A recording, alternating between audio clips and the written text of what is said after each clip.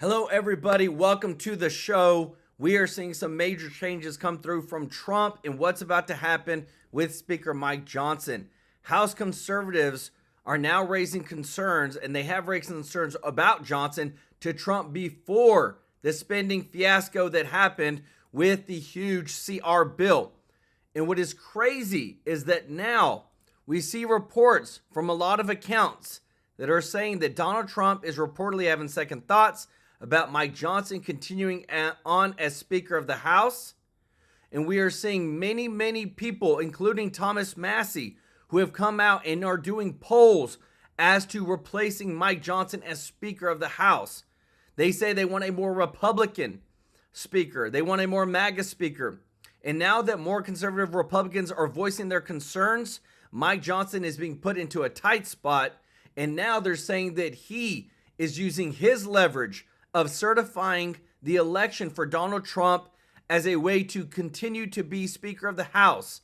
I never thought, guys, that we'd see Mike Johnson going against the MAGA Republican and Trump on maintaining Speaker by not even certifying the election. This is something that if it's not done on January 6th of this next year, this could delay Trump getting into office. Thomas Massie is at the forefront and also a contender along Byron Donalds and Rand Paul, and even, guys, as crazy it is to say, Matt Gaetz as Speaker of the House for 2025 moving forward. The threat to Trump's presidency resides in the Speaker of the House. They're the ones who bring the bills to the floor, and if Trump doesn't have total allegiance in that position, they can delay his agenda. On top of that, there are now fights going on between Republicans, Steve Bannon, against Elon Musk and Vivek Ramaswamy. This is not good. Over the immigration policy, Republicans want to stop all immigration at this point and deport as many illegals as possible. Elon Musk just voiced last night on X, his platform, that we need to double immigration into the United States. And we need to make sure that we only bring in, though, the best of the best. That it was an issue to bring in illegals because they were unvetted. He said we need to bring in people that love America and want to be in the best country possible. Now, Republicans are arguing that they're taking away jobs from Americans for cheaper labor. Because whenever you bring someone in over the h1b program, the cost to hire them as a plumber, electrician, engineer is usually less than half that you would pay to an American citizen. So they are now claiming that Elon Musk and Vivek are only wanting to save money and fill their pockets with cheap labor from overseas immigrants rather than hiring American citizens. So now we have a disruption within the MAGA party and the Doge party. We also have that blue cities are creating an alliance together to fight Trump on his mass deportation. They are claiming they are saving America by keeping all the illegal immigrants here because they want to be here and they want to be Americans. They're using taxpayer funds to fund their housing, their health care, their cell phone, internet, food stamps, the whole works. We even have claims now that illegal immigrants are coming out and saying they're being spoiled by America. Guys, there is a ton of breaking news today. It is insane. Literally, within a week, what's going to happen with the speakership of Mike Johnson. We want to say thank you to everybody that's watching. If you're not subscribed, please hit that subscribe button. And if you don't mind, click the thumbs up like button. It really does help to grow the channel and it really helps with getting these videos out there. I want to say thank you to all of our members of the channel. Thank you so much too to Susan Ines. Welcome to the family. The link is in the description to join. And thank you to everybody that donates for the super chat donations on this channel. This next month, we will be donating to a children's group home and helping those, in a sense, orphans that don't have any families. We'll be using the super chat donations as well as the members fees to donate. I want to say thank you to everybody that's watching. We have some crazy news to get into, so let's jump right on in. What do you feel about the House Speaker? Before the last couple of weeks, I was, in his corner, but now I'm, we should consider what's the best path forward. But we do need to consider whether, if we're going to advance Mr. Trump's agenda, whether the current leadership is what we need. Wow. House Freedom Caucus Chairman Andy Harris on Fox Business Live yesterday suggesting that Republicans need to replace House Speaker Mike Johnson. Congress will hold its speakership vote 1 week from today. Johnson can only afford to lose one Republican vote to keep his job as he faces more GOP resistance within the chamber. Kentucky Congressman Thomas Massie already vowing not to support Johnson. Indiana Congresswoman Victoria Spartz says she hasn't decided whether or not she's going to vote for him. Pennsylvania Congressman Scott Perry telling me earlier on this program today where he stands on Speaker Johnson's leadership. Watch this. Do you support Speaker Johnson or not? I think that Mike has done an admirable job under tough conditions, but I'm going to keep my options open. I want to have a conversation with Mike. I don't know where this is going right now, but with Thomas Massie already saying he's a hard no, people like Victoria Sparks saying that they're likely a no, that's concerning. And we just got to make sure that we get the best person for the job under the circumstances. Joining me now is South Carolina Congressman Russell Fry. He's a member of the House Judiciary and Oversight Committees and a member of the Subcommittee on Weaponization of Federal Government. Congressman, good morning. And you heard some of your colleagues, and there seems to be more and more of a chorus. And I'm going to add Nicole Malliotakis to that. She just joined me last hour, saying that they have concerns about Mike Johnson's leadership, and they have questions, and they want to have a conversation. Well, I think conversations are certainly healthy. And I think the thing that we have to remember as Republicans in the House is that we've had this fight before. And unfortunately for us, it led to weeks of acrimony, weeks and months of lost opportunity. And so the important thing, the important ally that I hope that we utilize when we come back in January and then when President Trump is sworn in is speed. We need to enact as quickly as possible the Make America Great Again agenda with President Trump at the top of the ticket leading the country. We have speed. We have to speedily go through these big issues so that we fix the country, that we correct a lot of the problems that Joe Biden has created. And we only do that if we're able to come together, coalesce, and have an impact on a conservative agenda. So it sounds like you support Speaker Johnson staying in the role. Well, I do. I mean, Speaker Johnson was unanimously selected just a month ago in our Republican conference meeting. He is the only one that is running for Speaker on our side of the aisle. And so while people have frustrations, and I certainly understand that myself, I think it's important to remember the bigger picture. And we have an obligation to enact the wishes of the voters from a legislative standpoint, much like the Senate. And I can't wait to get started. Every presidency, it really comes down to the first 100 days, particularly a president serving in what will be President Trump's second term. No, I think you're exactly right. I think the sooner that we can organize, the sooner that we can select officers within the House, the better that we will be. It's been kind of a rocky couple years in the 118th Congress, but I would contend that the 119th with President Trump at the top is going to be much better because we have unified government for I think the fourth time since the 1930s. And so it's really important that we take this moment seriously, that we organize as quickly as possible, and that we go about the business of governing the country, securing the border, lowering taxes on hardworking American families, restoring our order on the world stage. These are really important to the president, and we only get there when we can coalesce, unify, even if you don't like the guy, but unify in a way that benefits not just ourselves, but the country most importantly. This is a once-in-a-lifetime opportunity for us as conservatives. And some of your colleagues have come. Guys, and I'm telling you, it's getting really real right now. What they are posting right now on X, Donald Trump is reportedly having second thoughts about Mike Johnson continuing on as Speaker of the House. We now have where House conservatives raised concerns about Johnson to Trump before the spending fiasco. You already had people that didn't want Mike Johnson to be in place. And now, remember, Mike Johnson has to have every single vote from the Republicans. They only have a 1-vote majority in the House. He has to have every vote in order to keep his speakership.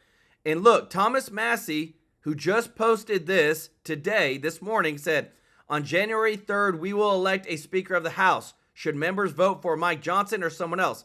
Out of 179,000 votes, 93% said someone else. Mike Johnson has 100% lost the majority of Americans' support when it comes to actually holding true to the MAGA agenda. Mr. Tracy J. Norby, let's go with the super chat. Hey, brother, no, I appreciate you, man. I think that the Democrats, they will use the 14th Amendment on Trump. They're going to try. I don't think that they'll be able to because they found so much corruption with the January 6th committee, but that isn't stopping them. They are in panic mode right now, and what you're about to see next is they're trying to do everything that they can to make sure that they fight Trump as much as possible before his agenda takes place. Check this out. To his tough talk on the global stage, the left is already trying to put down President-elect Trump's policies. What we saw today with Tom Homan is fear-mongering. It's telling all of us that we should be on alert. The question we have to ask ourselves is, what will this mass deportation policy ask of us? Right? What will we have to concede to and consent to? So it's going to be Panama Canal this week or next, and then the weeks thereafter, it will be another pet project of the billionaire class. It's a very Putin-esque thing to make these grandiose claims. Given the Putin-esque sort of language that's being used here, one wonders, like, really, how far actually would he go? These kinds of insults, could provoke them into a confrontation with the United States.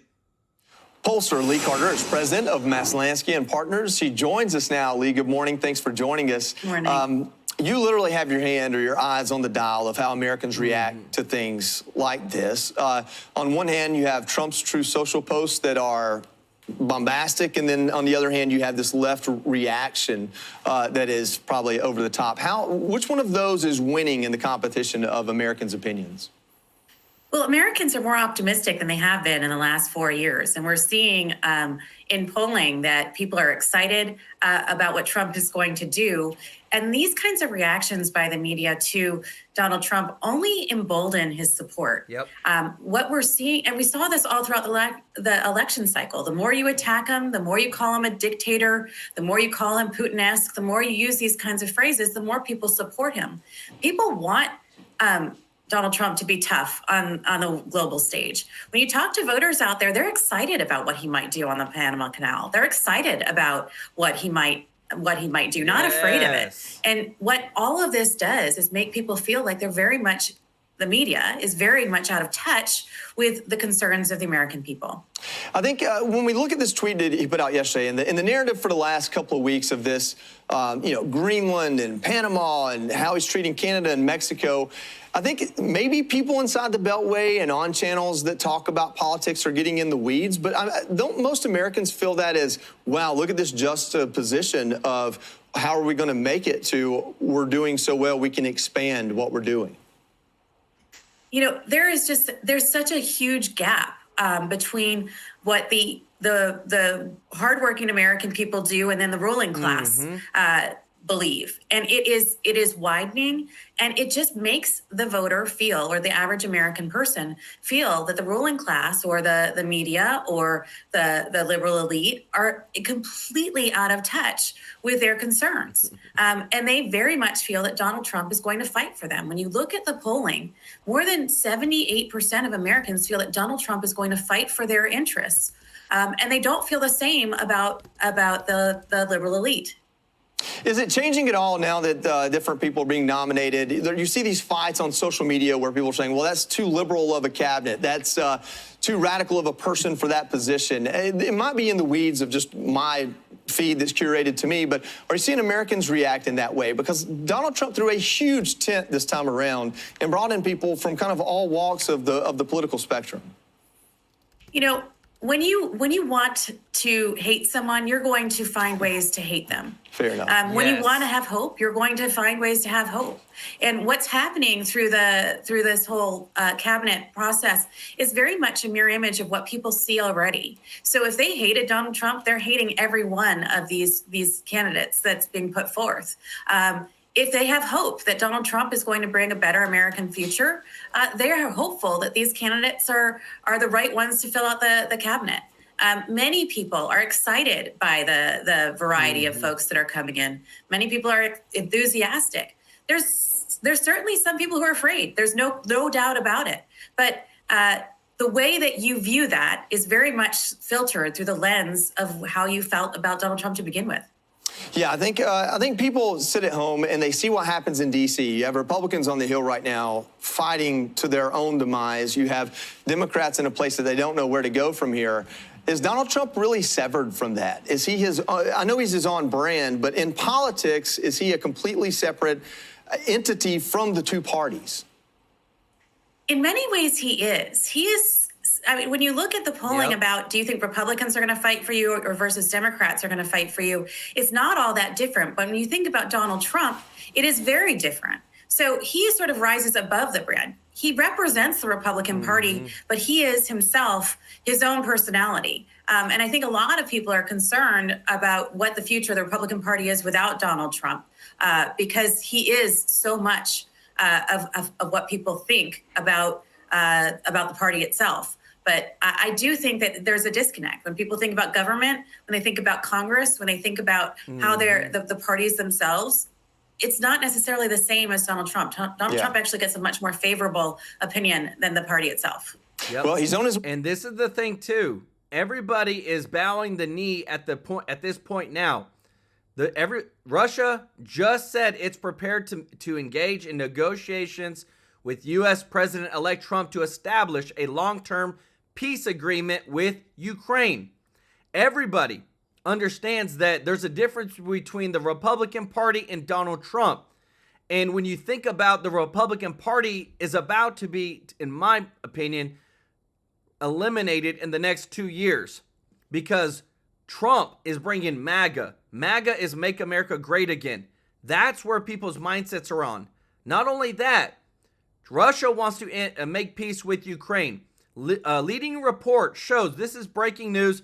This just happened. Guys, look, 1:20 p.m. I'm bringing you the most breaking news possible. Guatemala is reportedly open to assisting President-elect Donald Trump with deportations by accepting their own citizens and other Central Americans deported by the United States.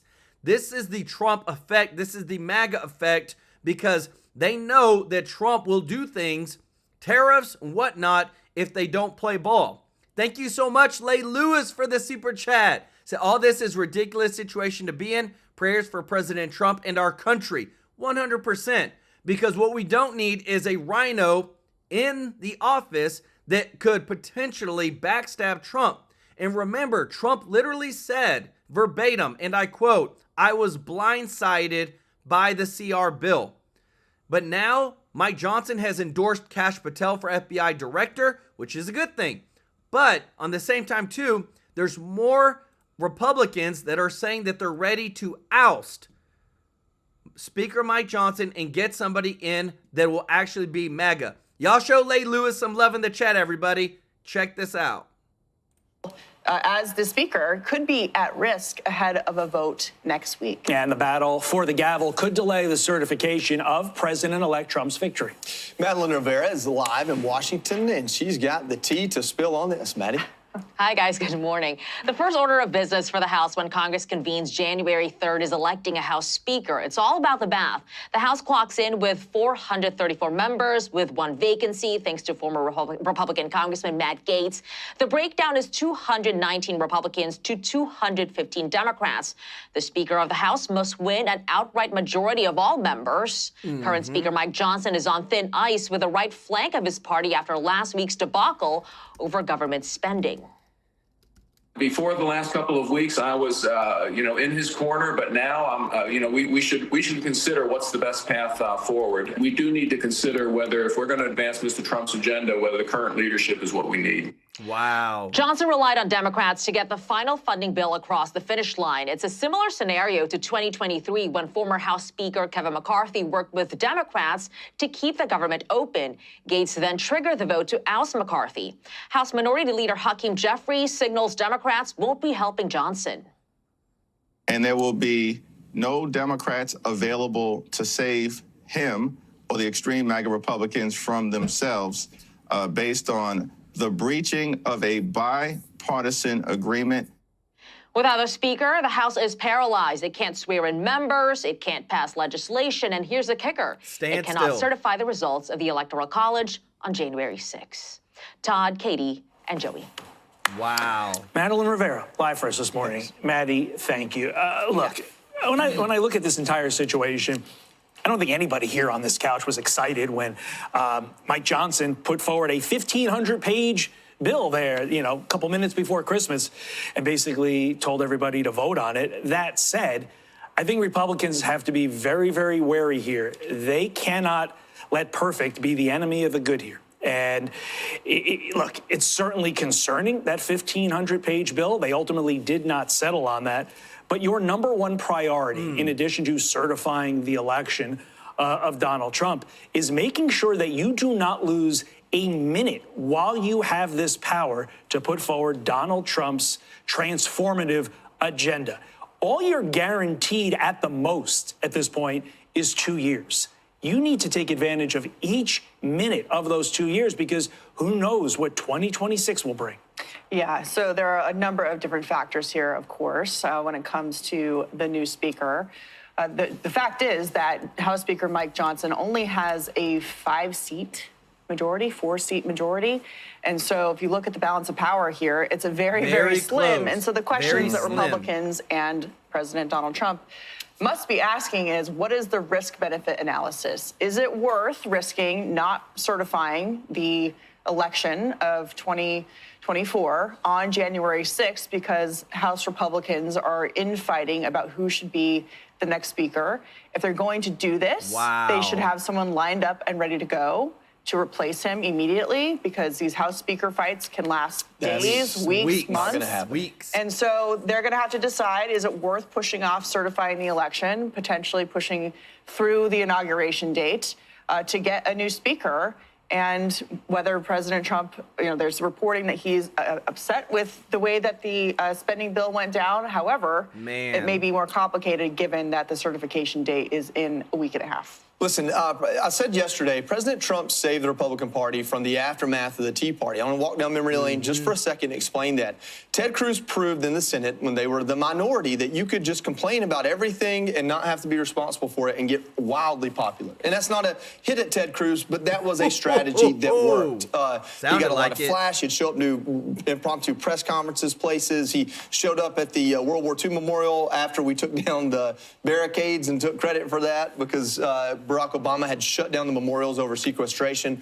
And that has parlayed into the Matt Gaetz of last year, this idea that you can create a protest, not being in the minority, but maybe in the minority of your party, create a protest and kind of the results be damned. Like, regardless of how it ends up, over principle, I'm going to take a stand. So they ousted Kevin McCarthy, and to their credit, Kevin McCarthy did a bad job of not making a deal with Democrats much earlier. That was really his strategic move there that hurt him. They weren't ever going to pass appropriation bills because of the schedule of the calendar. And I don't know that Mike Johnson had a better chance with it this time around.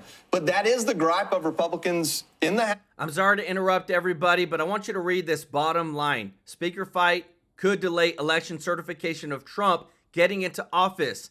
When McCarthy was Speaker of the House, he only stayed Speaker because he got Democratic votes.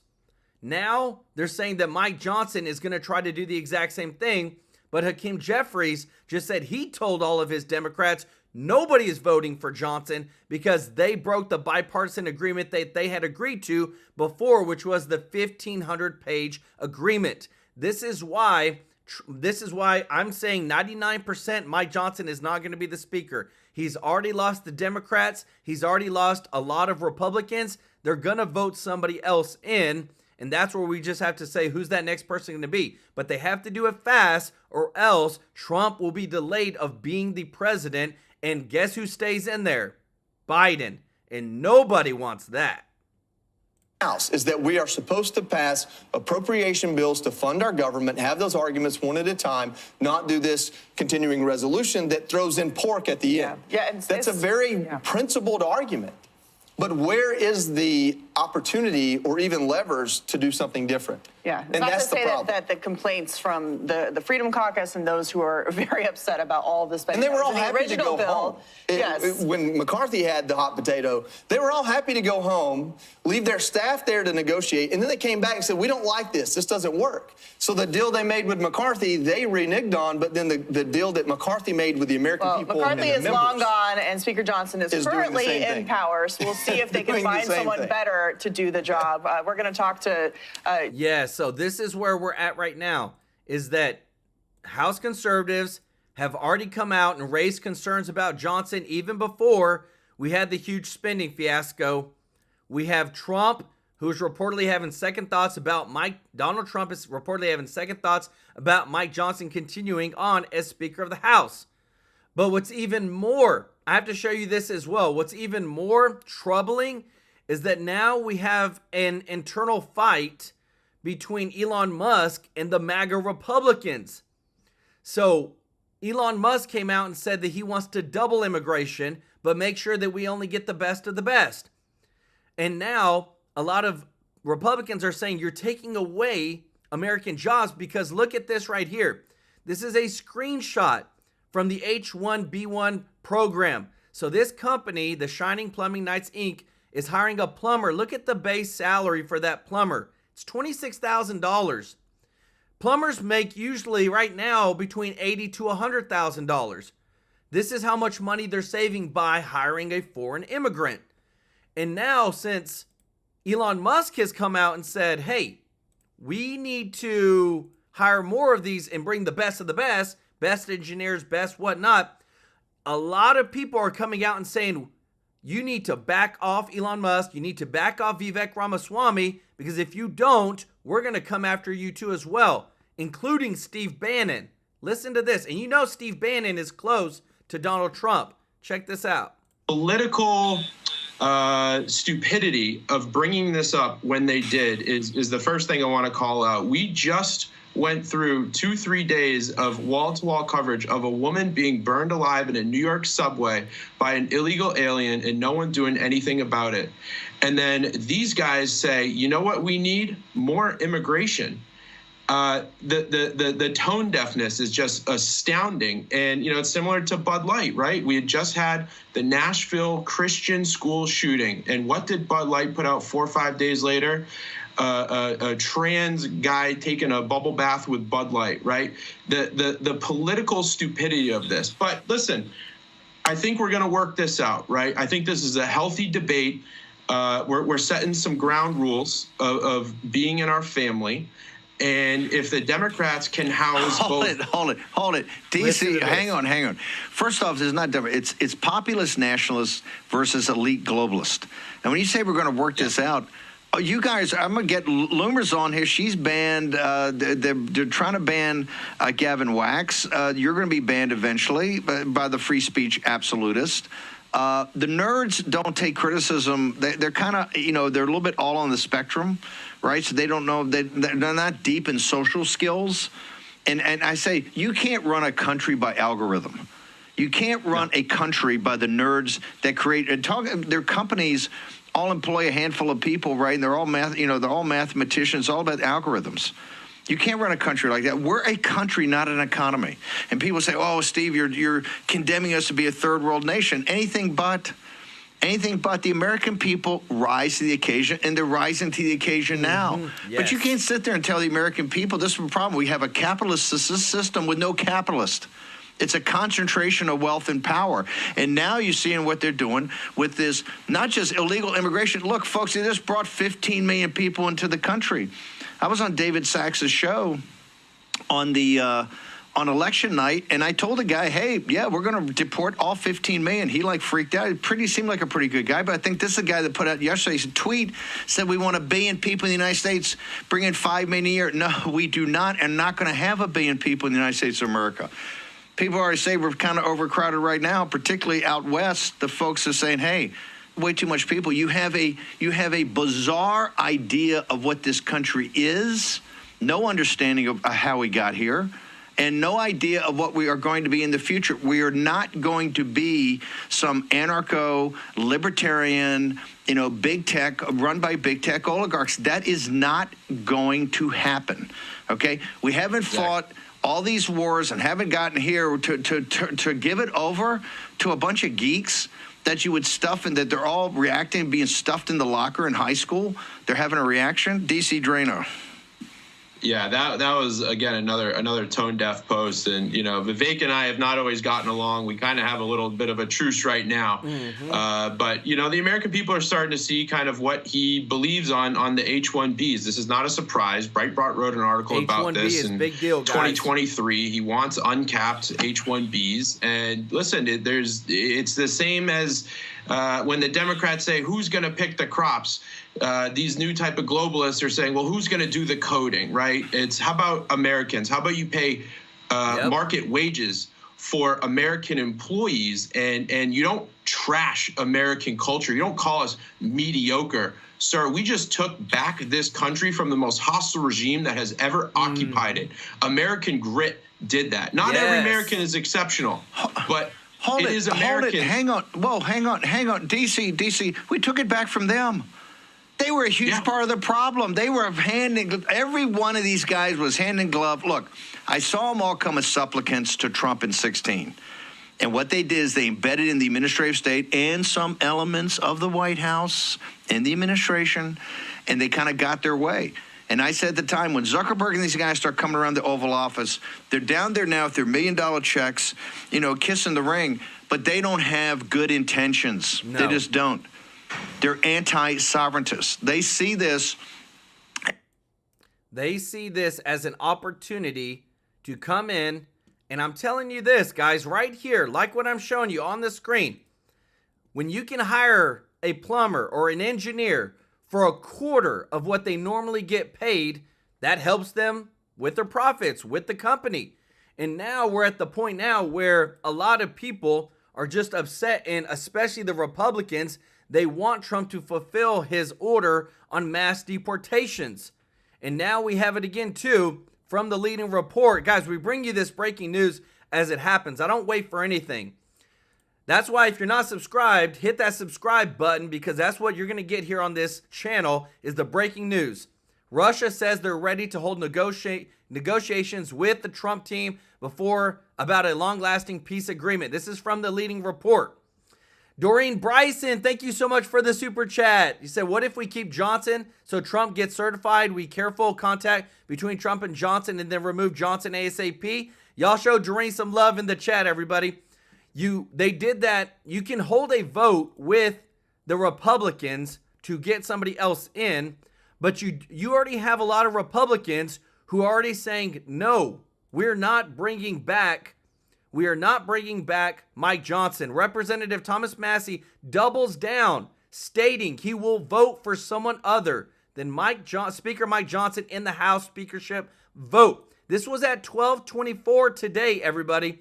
They are going to get someone else in, because if the Democrats, he doesn't have any Democratic votes, he's not going to get any. He's not going to get all the Republican votes. On top of that, guys, the leaks keep coming out. You cannot make this stuff up.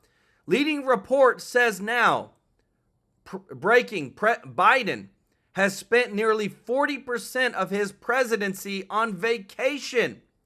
This is per RNC research. We have not had a president over the past 4 years. We've had puppets that have been controlling our elected officials, and we finally beat them. Now, do I think that we need to stop we need to stop immigration? At this point, yes. We've gotten 15 million illegals that we need to get out, and we need to secure our country, secure our borders, get the terrorists out, and make sure that our Americans are safe. No more of these horrendous crimes where this woman was burned alive in a subway by an illegal immigrant. You have mothers that have been killed, murdered, raped. You have these girls that have done the same thing. We need to clean house, and then once we've gotten things back in order, then we reevaluate and then move forward. Just want to say thank you to everybody that's watching. Thank you to all. If you're not subscribed, please hit that subscribe button. With TrueLife News, you get Monday through Friday, 2 shows a day, one on Saturday, one on Sunday. We make sure to keep you up to the most breaking news possible.